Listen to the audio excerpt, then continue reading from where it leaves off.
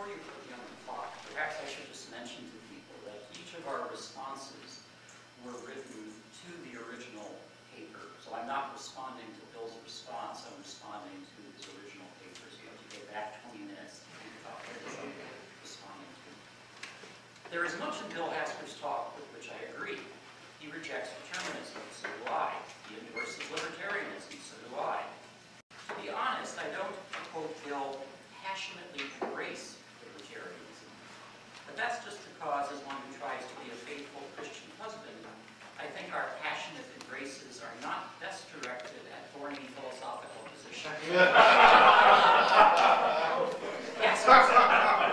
Hasker says that God loves suffering humanity in response to our prayers. Yes, and yes. So there's a lot in Hasker's opening statement that I would commend. Needless to say, Hasker's proclamation that the view I and millions of fellow Christians through the ages endorse, his statement that that view, quote, really is absurd. Well, that part of his talk wasn't as much to my liking. Hearing that traditional view labeled, quote, logically incoherent also left me less than amused.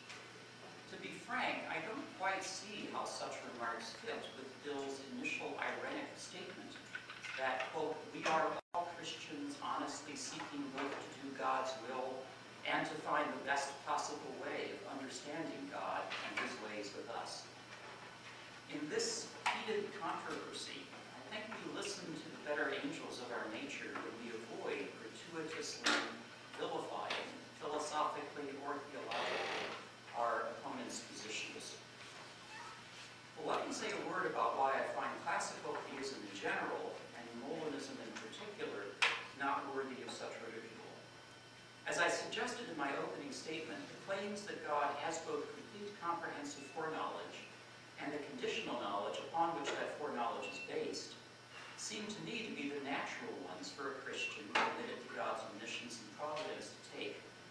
The burden of proof, it seems clear to me, is on those who would deny these claims. But Bill's arguments against classical theism in general, and against Molinism in particular, are simply, well, I was tempted to say absurd, but let me just say that they're not compelling. Note first that Bill answers the question, does God know the future, by saying, of course he does. But I don't think Bill really means what he seems to be saying here.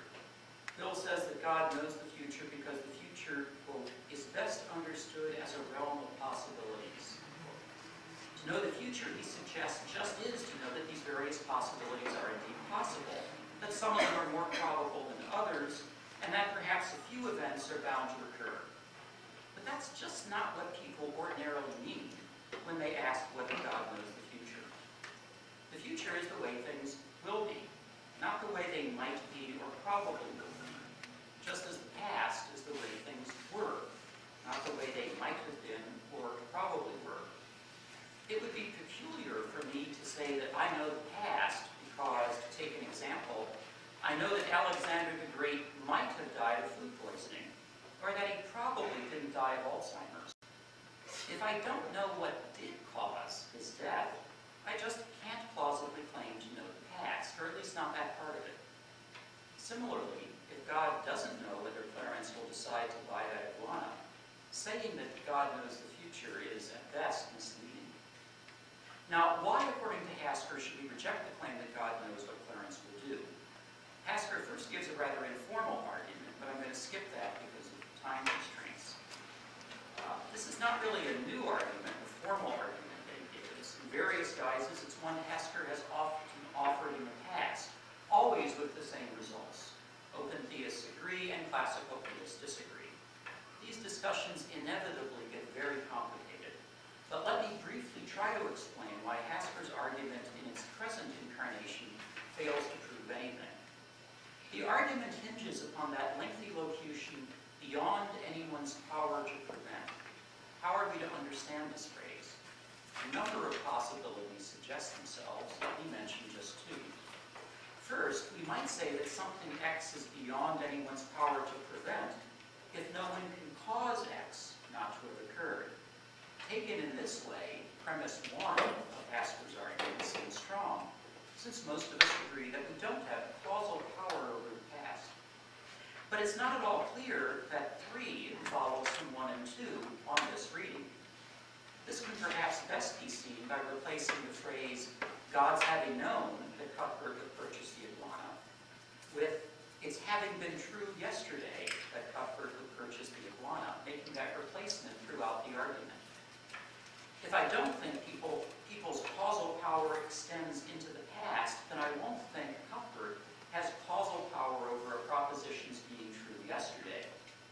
But unless I'm a fatalist, this won't lead me to doubt that Cuthbert can have causal power over what he does today. So Hasker's argument seems invalid if beyond anyone's power to prevent is read causally. On the other hand, we might understand beyond anyone's power to prevent counterfactually. That is, we might say that X is beyond anyone's power to prevent just in case there's nothing anyone has the power to do such that if they were to do that thing, X would not have occurred. Given this reading, the argument seems to be valid.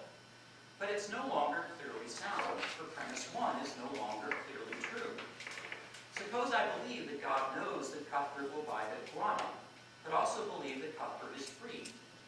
Will I believe that Cuthbert has no power to do something such that were he to do it, God never would have known that Cuthbert would buy the iguana? Of course, he can simply not buy the iguana. By doing so, he would not cause God to have believed differently, but his action would logically guarantee that God believed differently. So premise 1 just isn't one that classical theists can be expected to accept if beyond anyone's power to prevent is read in the second way. I don't have time to argue the point further, but my conviction is that these arguments for the incompatibility of freedom and foreknowledge inevitably fail. They're forceful at first glance, but if we look carefully, we see that they're always guilty of equivocation. We can generally find some understanding of the crucial phrases that will make the premises clearly true, and some understanding of the crucial phrases that will make the conclusion clearly follow from the premises. What we can't do is find one consistently applied understanding of the crucial phrases that both makes the premises clearly true and makes the conclusion clearly follow from the premises. And that means that these arguments shouldn't convince anyone to move from classical to open theism. So Hasker's arguments just don't satisfy the burden of proof. They don't offer a solid reason to abandon the natural position of the classical theist or the Molinist version of classical theism. Do the alleged benefits of open theism really make that alternative to classical theism appealing? I don't believe that they do. I don't have time to talk about all the points Bill raises here, so let me focus simply on his remarks on the problem of evil. Do classical theists think, as Bill says, that everything that occurs follows exactly the plan God himself has devised? Well, God has a plan, but many parts of that plan are not ones he caused or intended or desired, but only ones he permits. That's your time. You want to finish that thought and then debate between the two. Can I finish the sentence? Sure.